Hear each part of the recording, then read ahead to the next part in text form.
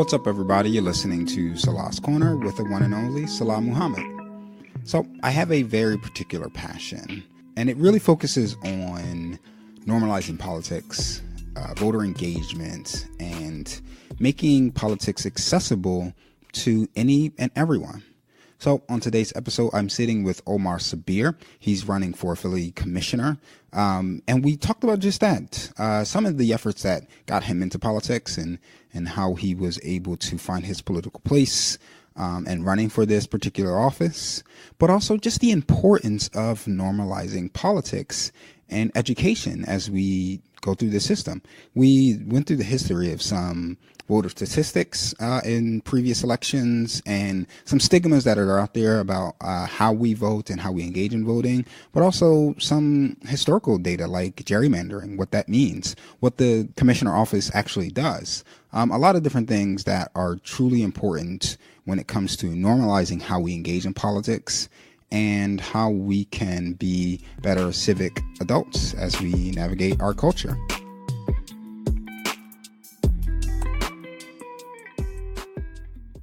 I'm sure a lot of you are wondering how I make my podcast sound so crisp and clean. Well, I have to thank the folks at Rec Philly. They provide me the space, the time, and equipment to make this podcast happen. And it doesn't just end there. It's also an opportunity to connect with other creative individuals just like me. And not just other podcasters. I'm talking writers, musicians, photographers, anyone that considers themselves a creative individual. So if that's you, head on down to Rec Philly. It is super affordable. The memberships are great, and it's an opportunity to flex your creative muscles. If that's you, I hope to see you there soon.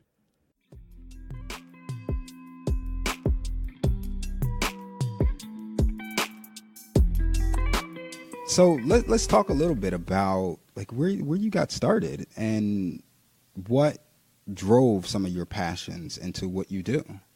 Well, the first thing I could say, there's old tradition that someone seeks out leadership. Mm-hmm. Right? You're not supposed to give it to them. So I was actually brought into politics, and people asked me to be involved in it, and then that's how I got involved in it. Born and raised in Philadelphia. My father, Nathaniel Sabir, was a big labor leader for Laborers Local 332. And so they always been involved politically. And me, as a younger person, that's what put food on the table, throughout the year. So I was always involved in politics, as far as working part of it. But as I got a little older, went to college, it just kind of like, what's in it for me? Right. Why should I vote? Right. And then as I came home, saw some of the conditions, I received a phone call that I had to help out State Representative Louise Williams Bishop. That was a phone call from the union. They said, you're going to be her driver. And I'm like, okay. Now, I always knew Rep Bishop just from being like, Bishop, like, okay. Heard on the radio. But I never knew her like up close. I never knew where her policy stance was or anything. But she said she needed help. Met her. And back then, my pants was hanging down. I'm walking around, moving around, and, she never judged me. She said, okay, come on. She never once told me, that I have to, wear a suit and tie or anything. I was wearing jeans, sneakers and boots. And she embraced me. And when she embraced me, she was taking me to fancy places, for her campaign. And the thing was, just me being in that environment, I knew, okay, I had to give me some slacks. Had to step your game up. And then when I wore the slacks, she's like, oh, you look nice. She was giving positive encouragement. And then from there, so as she interacted, I knew that there was a need over at the Philadelphia Traffic Court. Mm-hmm. Because most Philadelphians are people of color, and we have an impoverished city. So the people that was coming down the traffic court, disproportionately, it was a ton of African-American people there, and Latino. Because a simple, $100 or $200 ticket stop with the livestock can actually change your life. Yes. And it's amazing how deep of the dynamic is, because you had 3 separate agencies there. You had the state PennDOT, mm-hmm. You had the parking authority, and then you had the first judicial district.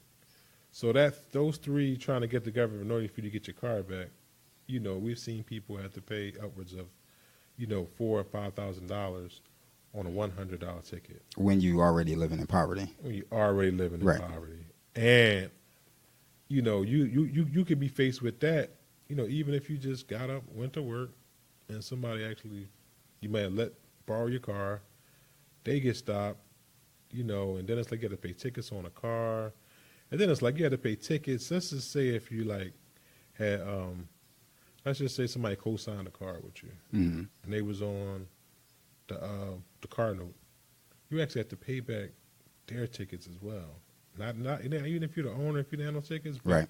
and somebody else you knew they had old parking tickets like you had to pay all of those tickets back in order to get your car back, and then all the meantime, you're paying storage fees. Right. So Every day. I saw that part of it, and even myself, I've been involved in the process. I let somebody hold my car, come back. Man, I got to pay $3,000 to get my car back. Right. And there's no negotiation because they have control of your car. So it's like it's a rough. It's been a racket down there, and for Harrisburg to take control over that office was horrible. And so I ran for that. We won, came in first place. But then, what I was saying earlier was that in 2013, that was the worst election in the history of Philadelphia politics. About 7% of the population participated in the process. And so when we say 7%, that means 7 out of 100 potential voters, eligible voters, didn't participate in the process. Wow. So then the legislator over the summertime, which I believe the process was illegal with the way how they did it, and they actually abolished it and took control over it. So now they rolled it over to municipal court, and now they have hearing officers there. And so now the convictions are up. And so what that means is that more black and brown people are just paying out of pocket. They don't have a case that they can plead to say, hey, Your Honor, what can you do? And the judge can look at things, and then he has some wiggle room, to try to, save some money for some people. But, it's just a shame how it's happened, because evictions are up, and you don't really get a fair just due, in my opinion, because the person that's hearing the case is working for the courts. Right. Right. And that was the whole purpose of having, traffic court in the first place. And the way how people in places like Harrisburg and D.C., they just view like things like that as ways to generate revenue. So It's a money making machine for them. Money making machine. You're talking about almost $500-600 million. Wow. That was running through that place. Wow. And which it still does. I mean, like child support. Whenever you're paying those child fees, the court fees, that's basically like a tax on typically black and brown people. And people that's typically involved in those interactions, they don't participate in the voting process. Right. Now, had they would vote more, then you typically wouldn't tax them. So a lot of times with policymakers, they look. I call it two P's of politics. It's participation and policy. When I say participation, I mean ballot participation. So that dictates policy makers. And they come up with it. Okay, these people not voting? Okay, well, guess what? We could charge them for this, charge them for that, charge them for this. And then you look up, you're paying more taxes, and there's more revenue that's coming in. Is that something that you felt and saw happening, and what thrust you even further into seeking elected office? Well, yeah. So, I saw that, and then, just the old saying, if not us, then who, and if not now, then when? You kind of can sit on the sideline and just say, well, I wish somebody would do it. Right. I just wish we would have someone. And there's a lot of that in our community. Yeah, then just get to, well, why don't you do it? Right. And, and it's to run for political office, you have to have a lot of support. That's one of the things you just can't do by yourself. Right. And I know a lot of times people say, well, this person, they ran, they got challenged, they got knocked off. There's so many different things that you come through when you're not successful. Than I didn't really have a proper support, and the message that I had didn't necessarily resonate with a lot of people. So, and I saw that. So I worked for Senator Vincent Hughes. So then in 2015, there was a city commissioner who was reported that he didn't vote and that he wasn't attending work regularly. And I just felt that I was compelled to actually, to run for a change. Now, I didn't have any party support. I had limited resources. And I said, man, this is insane. You know, people die for our right to vote, and we have a commissioner that's not voting. So I threw my hat in the ring, which I lost, but it wasn't a surprise. You know, but I just wanted to at least let it be on the record that you coming. That hey man, that this isn't right, man. And then we saw throughout the years. That's when I reestablished Vote Philly Vote, just engaging people about the voting process and how important it was. And then we saw a lot of the party leaders and community leaders saying, "Hey, man, why don't you run again? The guy, he's retired. Why don't you run?" And so then, for like the last 2 years, people just been asking me to run, and I said, "Okay, let's do it." So let's get into an understanding of what the commission office does. How is it comprised? Okay, so it's a 3-member bipartisan board of elected officials. It's a $10 million budget, and we handle all the election functions in Philadelphia County. Every single election? Every 6 months, there's an election that happens. Sometimes you have special elections that happen. Right. So, yeah, every election. Now, let's go back a little bit because, you talked about 2013 being one of the worst participation, the worst. Right. And the history of the city, what was going on? Like, what was happening within the city? And I know a lot what was happening across the country at that time. You saw a lot of voter suppression efforts, particularly for Black and brown communities, communities that are impoverished. Was that something that was taking place within the city as well as as it was taking place across the country? Things like voter ID laws were popping up. Do you think that has something to play with the low voter turnout in 2013? Well, voter ID came a little bit after that, but the voter ID wasn't successful. So we actually went to court, which I was part of that. We actually went to court and actually sued the state for that. And then the Republican lawmakers they even said on record that the reason why they was doing voter ID was to increase the voter turnout for Republican leadership. It's actually on record. They said it. I mean, so we already understood that. I mean, voter ID law never really kicked into effect. And Pennsylvania actually has some of the most liberal voting rights for felons. A lot of other states, they're starting to turn over, but Pennsylvania, if you're a felon, you can vote. And we have old election laws, but I actually just think that people kind of just like fell asleep, man, at the wheel. There is voter suppression going on, but typically the voter suppression comes in with the voter registration and you not being on the polls. That's typically how it's been happening, like nationally. We saw that in Georgia with Stacey Adams, where she knew that she had to get a certain number. Right. So she registered about 53,000 new voters, and they purged about 50,000 of them. So her margin that she lost was about 50,000. Right. But the person that she was running against was actually the Department of State. Well, he was running running all the elections. Running all the elections. All the election stuff across the state. But also was running in the same election that he was controlling. Yeah. That's correct. That's wild. And so what are some of the some of the efforts that the commission often does? I know one of the biggest things it focuses on is voter registration. Right. Within that budget office, is there something that they, whether it's a policy or whatever it is, to make sure that we are increasing either voter turnout or voter registration within new citizens as they're graduating high school, all of those things that would increase voter turnout? Because that's what seems to be the goal of the commission office, is to increase voter turnout. Well, see, here's the thing. Okay, the mandate of the office is just to handle the election function. That's a big logistical challenge. There are 1,692 voting divisions. There's 838 polling locations. So that means we have to deliver the machines, pick up the machines, make sure that every committee person, every judge of election, has what they need in order to open up the election day operation. And that's a big operation. You have to count up all of those votes from all over the city. You got different races district races, house races. I mean, it's a big challenge, and I think a lot of times people look at that whole operation as just like, anybody could do it, but no, it's big. I mean, Yeah, that's a lot. It's actually a lot. A lot of people don't know typically about it. Just like a lot of other things in life, people do so much work all the time, community work. People just don't know. Right. But that's more or less what it is. I think the office is underfunded, personally.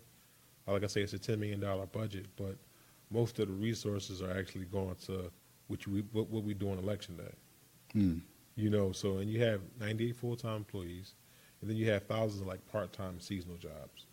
So when you talk about part-time seasonal jobs, most of those people process the voter registration form.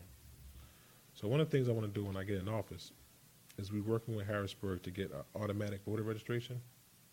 So that's going to take place that people are not going to have to process, voter registration forms.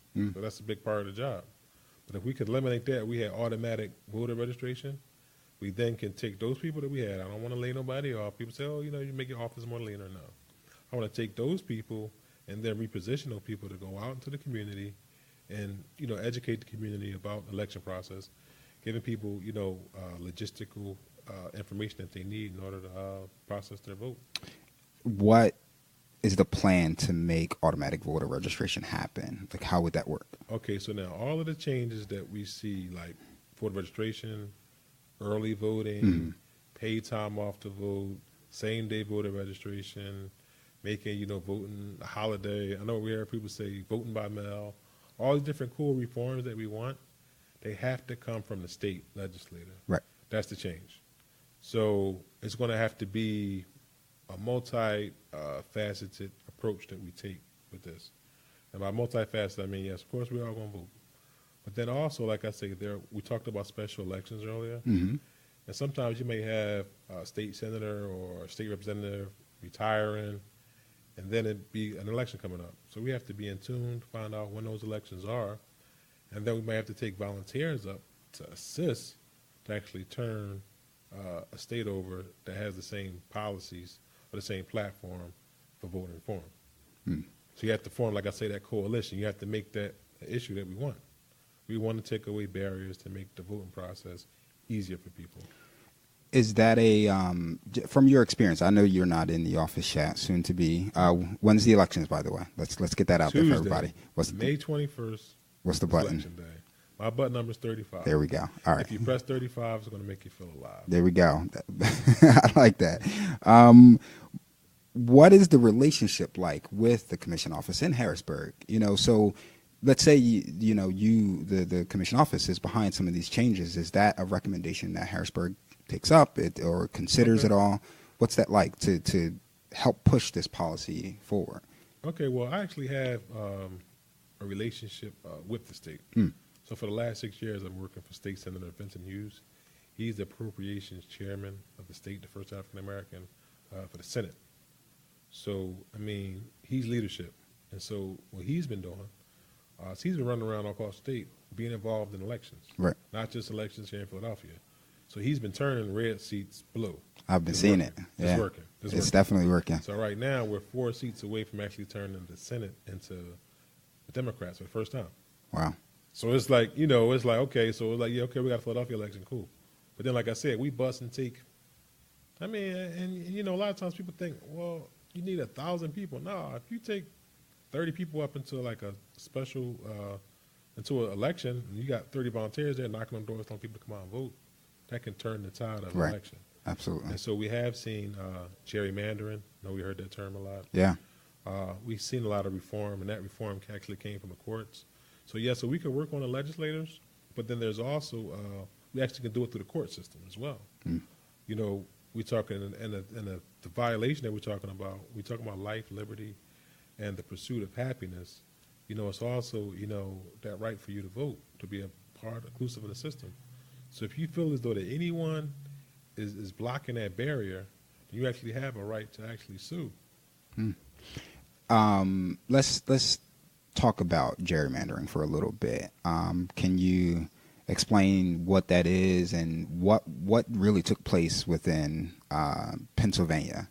Okay, so we had an advocacy group. It was called Fair Districts PA, And they just, I was at the senator's office, man. They used to call our office, man, like, I'm going to say at least like 2 or 3 times a week. Like, hey, Pop. And they was calling. And they wasn't just calling our office. They was calling the senator's office all across.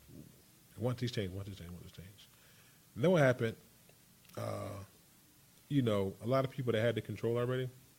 Well, just real quick, just what gerrymandering is. Okay, when you do the political people, it's kind of funny about politics. Yeah. You actually can pick your district that you run in. So you get the information, and then you actually can carve out a district. The party in control carves out the district. No, they're right. The elected officials. Yeah. They decide what the districts are. Yeah. Now, the theory of the district is supposed to be like a continuous district. What we have seen in certain state senatorial districts, you could drive almost 2 hours and still be in a state senatorial district. Now, okay, just to kind of give you an example of it, Senator Sharif's district, this district that we have in it, he covered parts of North Philly, goes to Mount Airy. It's typically 250,000 citizens, but they can cut a district up a way to where though you can have enough Republicans to get you elected in versus your votes. So it's kind of like, well, what's the point? I mean, you cut the district up in a certain way. So the shape of a district changed so that it removes half or a portion of the Democratic vote, and it starts to look more Republican. Right. And so now, the way how they draw up the districts, that's on every level. It's local, it's state, it's federal, right? Even the way how some of the councilmatic districts are cut up. The way how the councilmatic districts are cut up. And you also can cut them up based off of economic status as well. So I'll give you an example. There was a group that wanted to make a district for Center City. They want a district, a councilmatic district, to go from the Schuylkill River to the Delaware River, from Girard Avenue to Washington Avenue. They want that to be a councilmatic district. And so if you made that one councilmatic district, you would have all of the wealthy people in one district. Right. So the way the councilmatic district is set up now, it's second district gets a piece of Center City. North Philly gets a piece. It's like 3 different councilmatic districts that represent Center City. And then it comes all the way back up to the district. Also, you see Councilwoman Cindy Bassett district. She has the most diverse district. Because her district runs from North Philadelphia all the way up to Chestnut Hill, has pieces of Germantown in it. So you can see she's in my district. Right, and then it goes all the way up to high net individuals. And what's the importance of that? I mean, having your district comprised of a number of different. Well, you count everything up, so it's so you need donors. So you might say, okay, man, they sitting down, and then it could be a trade-off. Somebody might say, okay, dag, man, as they sitting down, coming up with the districts. Now they all sitting down now. All elected officials are sitting down. It's like this big conference, and they're just cutting up the pie. And they all figuring out how they're going to make the district. And it's with mobility negotiations, and they saying, okay. And then sometimes you can get, let's say, leadership might get mad at you. And you're okay, all right, cool. I'm gonna take some of these voters out. I'm gonna give you a whole bunch of new voters in your district. Don't know you. Wow. You get mad at me, man, guess what? I'm going to cut your district up, and then I could add, more people from another side of the district take voters out.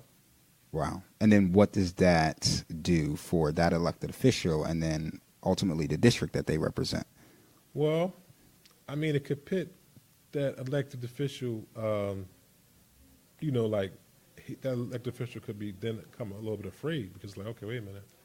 I got all these new voters in my district. Now I have to go meet them and reconvene them, or let's just say let's say you could be a guy that has maybe an urban agenda, but now let's say you might pitch you in with some people that might not necessarily have an urban agenda. Right. They might be progressive. It could be something else, and they said, okay, well, I don't like your agenda, but now I'm your constituent, so that can change the whole dynamic. So I know there was I know within the state, there was a case that went all the way to the PA Supreme Courts regarding gerrymandering. Right. So with that fair district group I was talking about, that was calling. Yeah. So they wanted legislative change. They actually went to a lawsuit and they actually filed it, and then the Supreme Court actually ruled in favor with the districts. They were completely and totally they wasn't done right. So that was on a federal level. So we saw a new different congressional maps being done different. And then the upside of that is you have representation that makes sense for the area that you live in. And right, because Pennsylvania, the majority of Pennsylvania is Democrats. Right. But if you cut the maps up a certain way, it you're looks going to Republican. have Republican leadership. Right. If the way how they do it, it's just amazing. But, it can happen. But after the gerrymandering, we saw different changes with some of the results. So it's turning blue. So, I mean, it's like, I don't know. I mean, it's just the rules of the game. I mean, just me personally, I mean, I see it. But I do think as long as we come out to vote, I mean, that's the main thing. You just have to come out and just understand that you are important with your vote, no matter what rules are in place. Like, you got to have ballot participation. Absolutely. It has to be at, a nice level. And it has to be optimal. And within the day, when you're voting, people are going to capitulate to what you want. And while voting has increased, like voter turnout, especially within like millennials, has increased since 2013, since it was the worst turnout that we've seen in the city, it's still at not comparable levels to some of our older generations. What's the fix? It's easy to say, we got to get out and vote, and we see and do it. But in your agenda, and what do you think would be the fix to encourage some of the younger voter turnout? Well, what we've seen, I guess when you're comparing our generation to the previous generation, they saw themselves as being change agents, and they actually was supportive of someone that was in their age group. Like, take Dr. King, for example. He was 39 when he was assassinated. Right? People like Medgar Evers was like 33. So all of these people, and I think the difference could have been, in my opinion, like the millennials back then had children and families and stuff like that. So they was already set up, so they knew, okay, wait a minute. Once you have like children and stuff like that, it's like, oh, wait a minute. We need good schools. Right. If you don't have children, that's not really an issue that you're really thinking about. So it don't really resonate with you to be involved. Now, am I saying everybody can have children? Millennials? I mean, they're very expensive. I have 5 of them. 5? Wow. Think about it.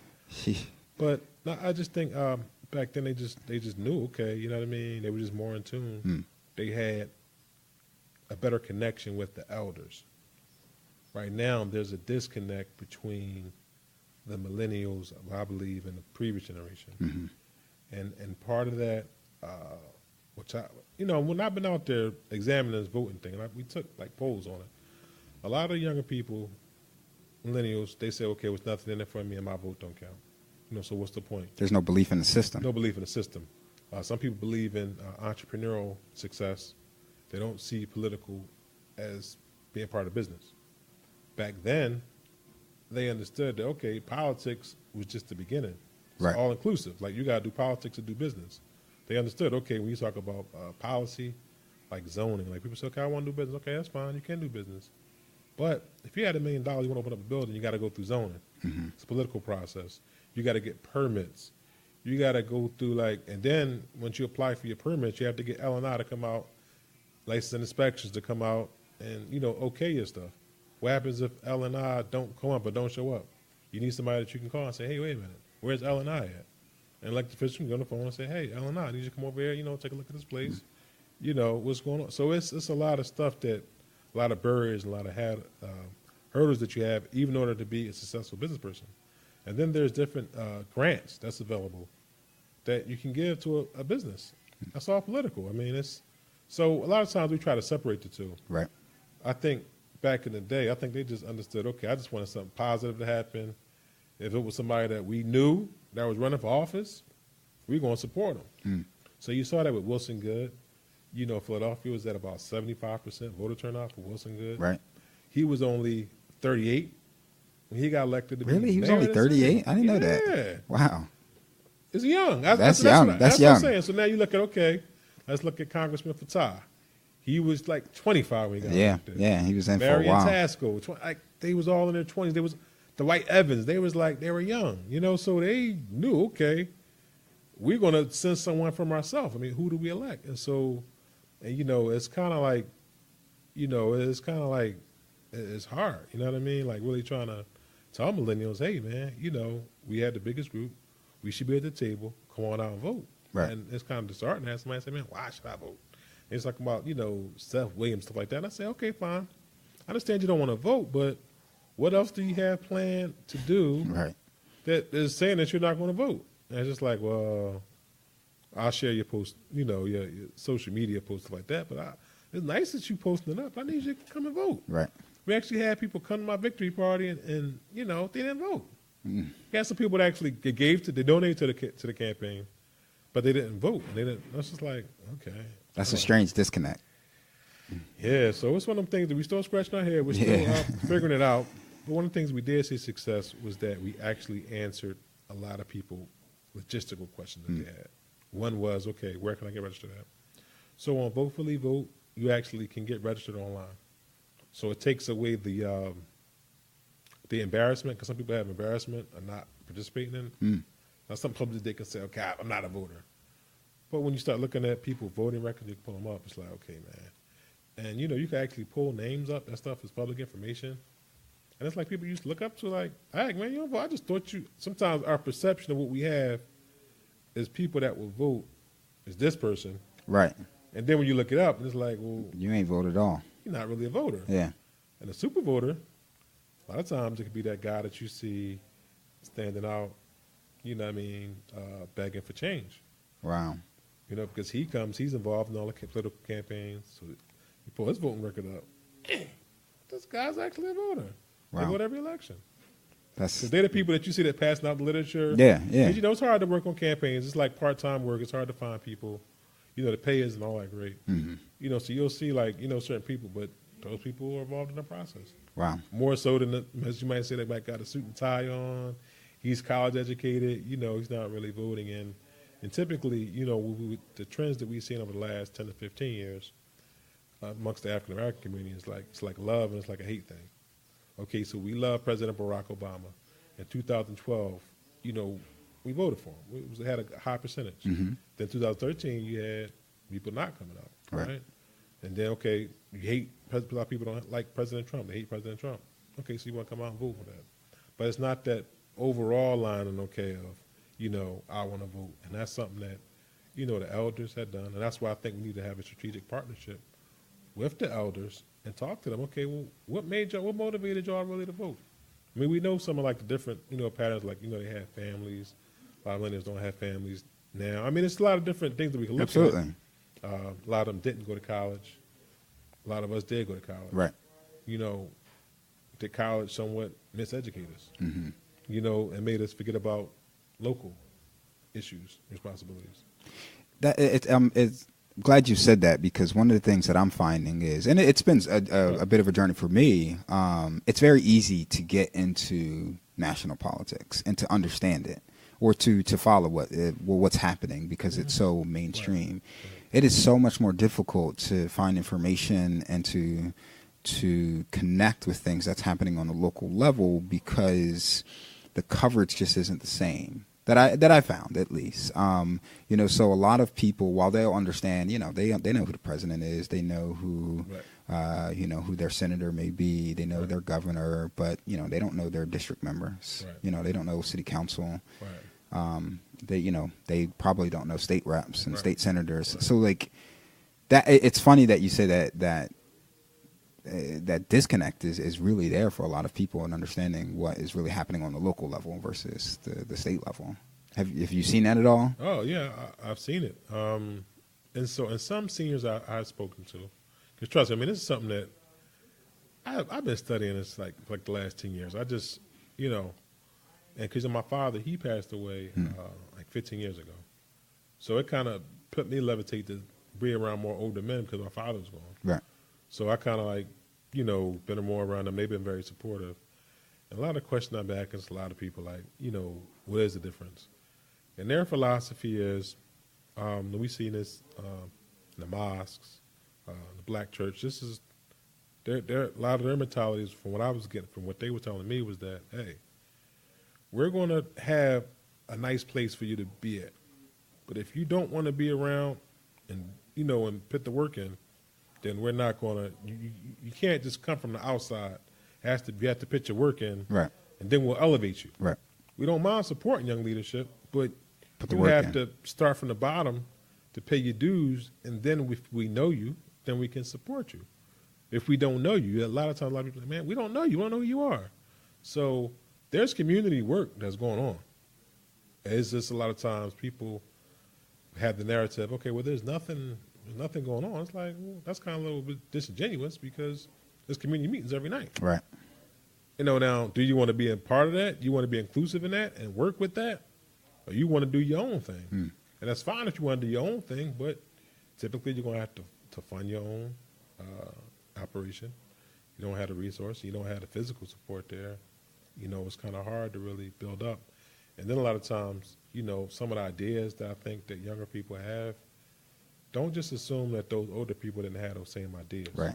Or they tried to implement those ideas, and then you had other forces that was pushing them away, for them. Like, if you think about Dr. King for a second, like, Dr. King had a large, FBI, file against him. Yes, he did. And you think about a guy like Dr. King who was, this great humanitarian, why was the FBI spending our tax dollars on Dr. King? Wow, what was he doing wrong? He was telling people to be together, be happy, to have love, man. But unfortunately, a lot of people still don't want to see black and brown people be elevated to a certain level.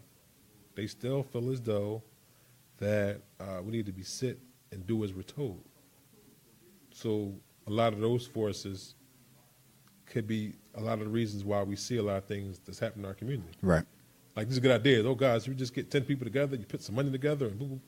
We think, okay, nobody's thinking about these great ideas. Yeah, people thought about these ideas. Right. People have had black banks. People have had stuff. It happened before in the past. And we look at, okay, there's other forces that actually came, behind it. And so a lot of times I just think we have to roll up our sleeves and we have to build up that disconnect. And then there's another level of disconnect, too, with the violence that's going on. And there's trauma.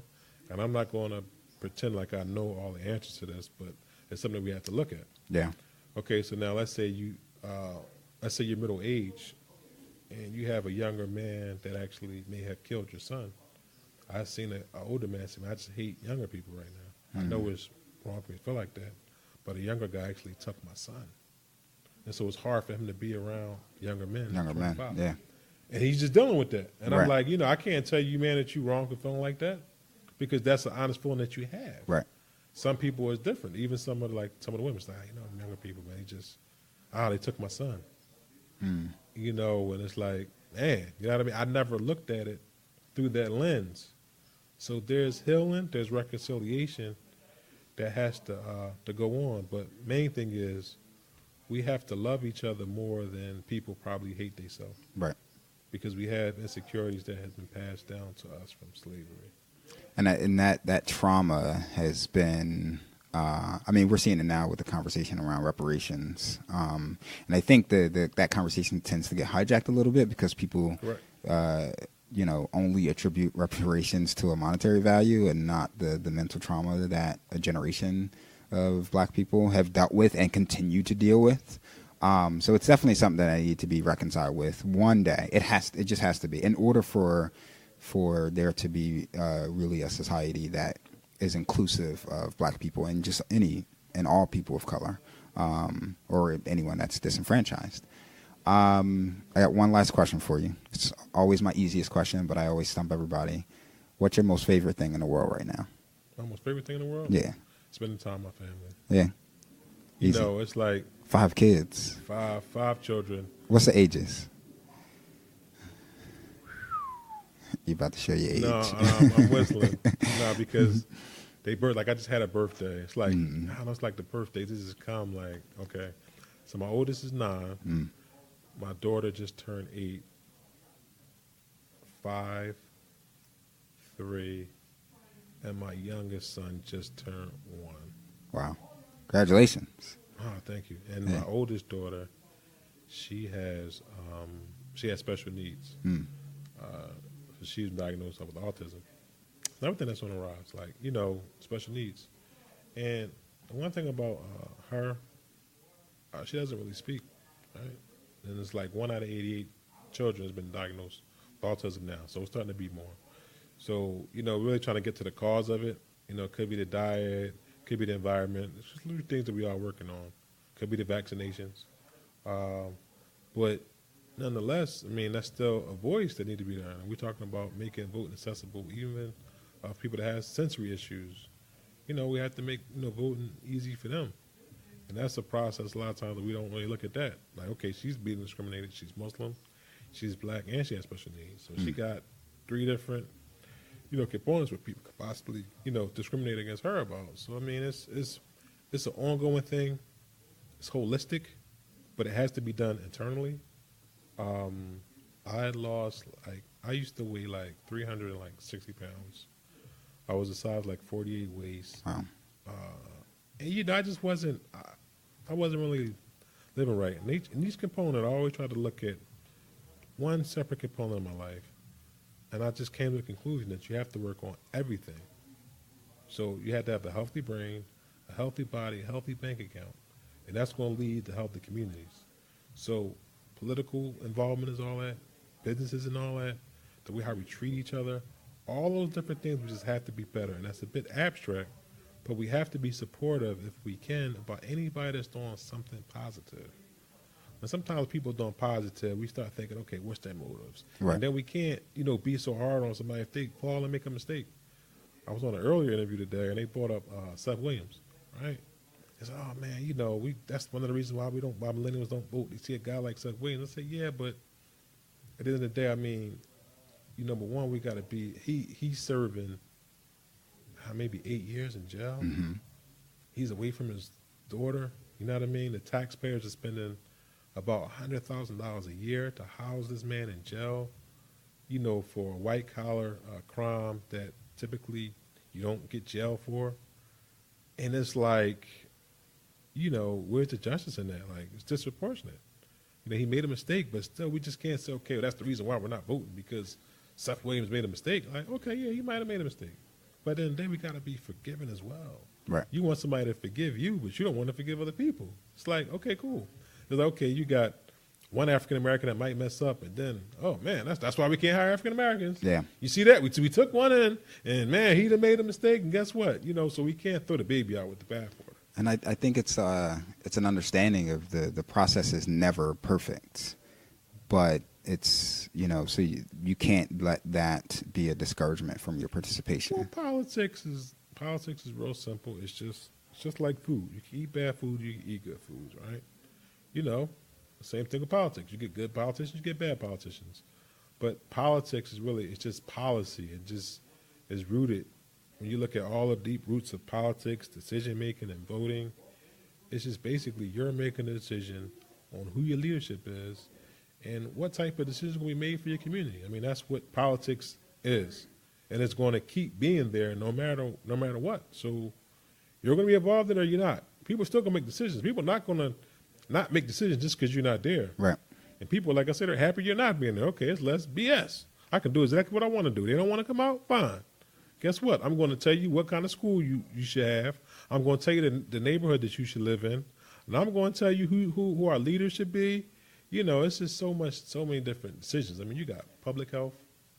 It's another thing. Okay, if African Americans have issues, with health, we should be involved in the political process, because if you look at how public health funds and how it works, you need to have doctors, holistic doctors in our community, talking to people and seeing exactly what's going on. That has a budget. So, I mean, when you look at all the different budgets that's going on, just from the way how we collect our trash, I mean, Philadelphia is, you certain parts, it's dirty, man. Yeah. We need a truck to come in, clean this up. But and then that streets department, that's a line item budget. Do you think your trash should be collected, maybe 2 or 3 times a week as opposed to once a week? There's certain parts in the area where you see that's really clean, and they trash get collected twice a week. There's certain areas we look at as very dirty, get collected once a week. So these are all different things that we look at, and at the end of the day, we have to have something inside of us called fortitude. We have to look deep down and reflect on ourselves to get more involved in the process. And I know it's kind of like an abstract thing, but you have to look in yourself in order to get these changes. You know, our condition won't change until we change the condition of our hearts. Omar Sabir, button number 35. If you push 35, it's going to make you feel alive. Thank you. It was a pleasure. Make sure you guys get out there, vote May 21st. People die for our right. Let's not let that death be in vain. Let's make choices for our community. Every 6 months, you have to vote, whether or not somebody that you like or somebody that you don't like. Make sure you participate in the process. Omar, I appreciate it. Thank you. Thank you for spending time with me. Appreciate it. Yep.